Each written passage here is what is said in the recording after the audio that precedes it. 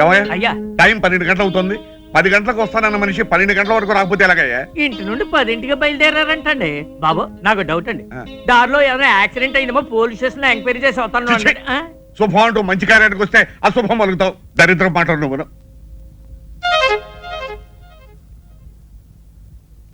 బాబు వచ్చేసారండి, దండాలండి. ఏమండి మీకు ఇది మర్యాదగా ఉందా? పొద్దున 10 గంటలకు వస్తాను మనిషి సాయంకాలం 4:30కు వస్తారా? పొద్దు నుంచి మీకోసం తిండి తిప్పలా కూడా పడిగాపులు పడి ఏడుస్తున్నాం. ఏం చేయమంటారండి, క్యాష్ దొరకడం చాలా ఇబ్బంది అయిందండి. అవతల నాకు 2 కోట్ల ఆస్తికి రిజిస్ట్రేషన్ ఉందని చెప్పారా? పైగా టైం అయిపోతే అక్కడ రిజిస్టర్ ఆఫీసు మూసేస్తారు. 4:30 అయింది, ఇంకా అరగంట టైం ఉంది కదా. ఉందండి, కానీ నా రిజిస్ట్రేషన్ ఇక్కడ కదే, వేరే సనత్ నగర్ రిజిస్టర్ ఆఫీసులో. అలాగే రండి రండి, పదండి. పదండి. పదండి.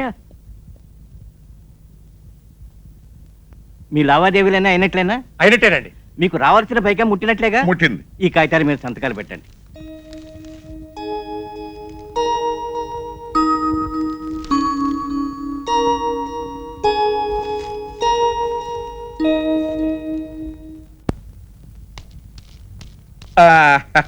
వచ్చేసామండి. ఏం పానకాలు గారు ఇంత ఆలస్యం చేసి త్రాసుడు ఆలస్యం చేశాయండి, అందుకని ఆలస్యమైంది. ఇదిగోనండి మీకు రావాల్సిన డబ్బు. ఇదిగో తీసుకోండి. మరి రిజిస్ట్రేషన్ బయలుదేద్దాం. ఆలస్యమైంది కదా, ఎందుకైనా మంచిది ఫోన్ చేయండి. అలాగే నేను ఫోన్ చేస్తాను.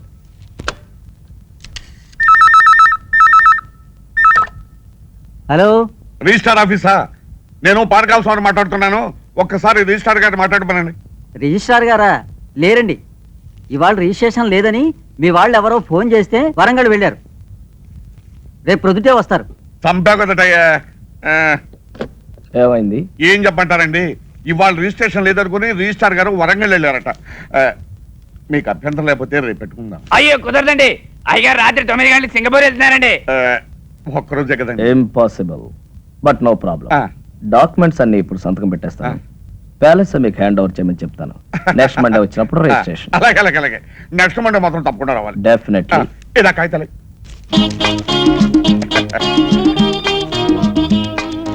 అప్పన్న రేపో ఎల్లుండో మీరు వస్తారు. Palace hand over.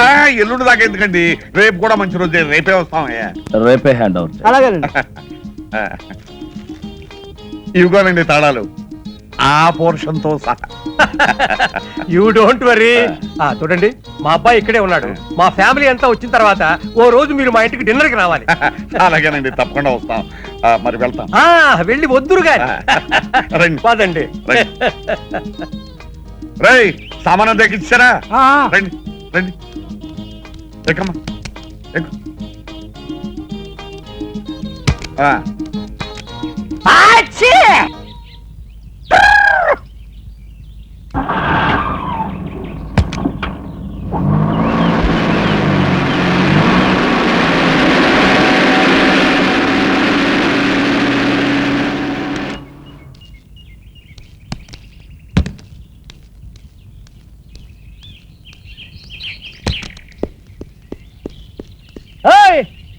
ఆగు, దర్జాగా లోపలికి వెళ్తున్నావు. ఎవరయ్యా నువ్వు? నేనెవరినో అడిగే ముందు నువ్వెవరో చెప్పు. నేను ఎవరా? నేను ఈ బంగ్లా ఓనర్ని. నువ్వు ఈ బంగ్లా ఓనర్వా? నీకేమైనా పిచ్చెక్కేదేమిటయ్యా? నేను 2 కోట్లకి ఈ బంగ్లా కొన్నాను, ఇవాళ హ్యాండ్ ఓవర్ చేసుకోవడానికి వస్తున్నాను. 2 కోట్లకు కొన్నావా? అవును. ఈ బంగ్లా నేను అమ్మలేదే. నువ్వెవడవయ్యా అమ్మటానికి? రే వాచ్మ్యాన్, ఎడారా. నువ్వు పిలిస్తే రాడు. ఏపన్నా ఎలా రా? రే, ఈ బంగ్లా నేను కొనలేదు. అసలు మీరెవరండి? పోలి నీ దుంప దగ్గ. ఆ రోజు ఈ ఇల్లు కొన్నప్పుడు నీకు 100 రూపాయలు టిప్పు కూడా ఇచ్చాను కదరా. 15 సంవత్సరాల నుంచి నా దగ్గర నమ్మకంగా పనిచేస్తున్నారు. వాళ్ళకి టిప్పు గిప్పు తీసుకునే అలవాటు లేదు. చెరో క్యాఫే తీసుకోమని 100 రూపాయలు ఇచ్చాను. మీకైనా పిచ్చెక్కిందా? Mental hospital చేర్పిస్తా. ఏమనుకున్నావు? రై, అసలు ఈయన ఎవరో అదన్నా చెప్పాడవరా? ఈ ఇంటి ఓనర్ గారు. మరి ఆయన ఎవరు? హలో పెరుమాళ్ గారు, నమస్కారం. Sorry for the delay. It's okay. అరే పానకాల్ గారా, నమస్కారం. మీరు ఇక్కడ ఉన్నారు? నమస్కారం లాయర్ గారు. 2 కోట్లు పెట్టి నేను ఇల్లు కొని హ్యాండ్ ఓవర్ చేసుకోవడానికి వస్తే పిచ్చెక్కినట్టు పిచ్చి పిచ్చిగా మాట్లాడుతున్నాడు. ఎవరు ఇతను? ఈయన పెరుమాళ్ గారని సింగపూర్ లో పెద్ద బిజినెస్ మ్యాన్. ఈ ఇంటి ఓనర్. ఇగో ఇగో ఈ డాక్యుమెంట్స్ ఒకసారి చూడండి. ఈ సంతకం నాదా?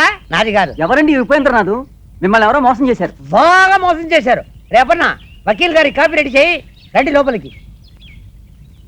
ఇంకా ఎందుకంటే ఇక్కడ వెళ్ళండి.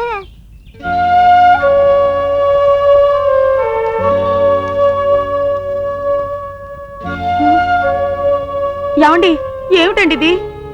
పూర్వజన్మలో ఏం పాపం చేసుకున్నాము ఈ గతి పట్టింది. పూర్వజన్మలో కాదు, ఈ జన్మలోనే ఎవరికో ఏదో అన్యాయం చేసుంటాం, ఇప్పుడు శిక్ష అనుభవిస్తున్నాం.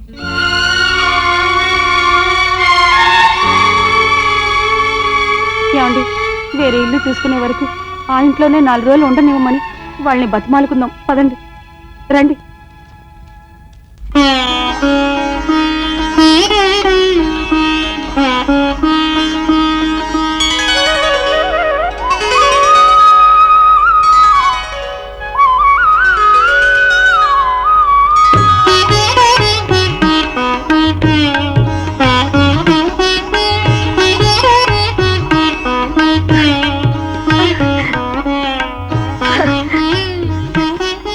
అమ్మమ్మ,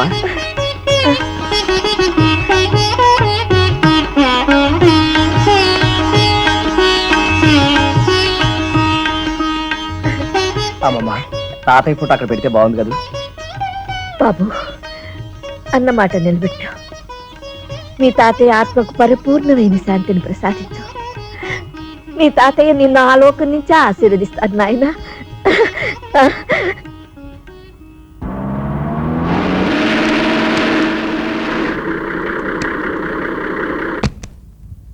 ఆర్కెల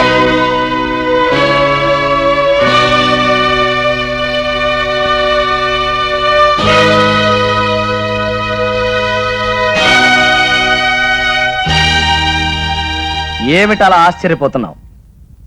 నువ్వు ఎవరినైతే మోసం చేసి ఈ ఆస్తి రాయించుకుని ఆయన మరణానికి కారణమయ్యావో ఆ జగన్నాథం గారి భార్య ఎక్కడుంది ఏమిటనా? ఆవిడ మరెవరో కాదు, మా అమ్మమ్మ. మా నాన్న, మా అమ్మ, మా శ్రేయోభిలాషి గురుమూర్తి గారు. ఇంతకాలం ఈ విషయం నీ దగ్గర ఎందుకు దాచానో తెలుసా? నీ వేలుతో నీ కన్నే పొడిచి నీ ఎత్తుకి పై ఎత్తు వేసి నాటకం వాడి మా ఆస్తి నేను దక్కించుకున్నాను, మా అమ్మమ్మకి అప్పగించాను. ఇంకెక్కడ ఒక్క క్షణం కూడా నిలబడే అర్హత నీకు లేదు.